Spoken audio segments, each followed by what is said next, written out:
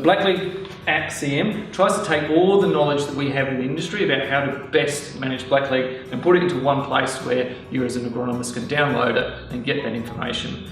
BlacklegCM is a new blackleg management app. So for blackleg management, it's a really holistic management plan which most farmers will be aware of.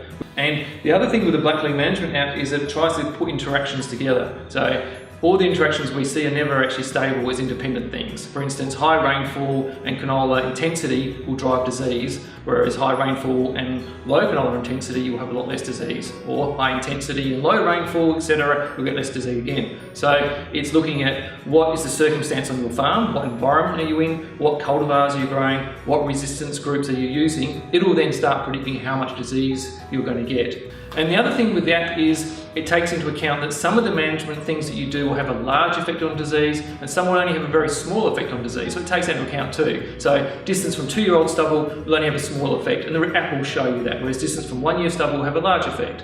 The effect on growing an MS cultivar is very large, the effect of growing an MR cultivar is very low, etc. So it allows you to really, I guess, take control and start playing and answer some questions. One of the things when we developed the app, we talked to a lot of agronomists what they want, and they said, don't tell us our own job. So the agronomists are very, very happy, and the way we've set this up is to actually, you as agronomists, you get to put in what is your target yield for that particular paddock, because you know the paddock.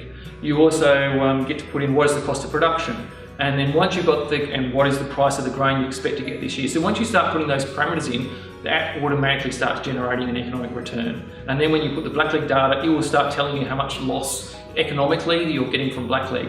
And then it also knows the cost of putting the seed treatment on, the cost of putting the flutriafol on the fertilizer, the cost of using a particular fungicide as a foliar, so that it can then work out the economics. It can look at the yield improvement and the cost of the fungicide.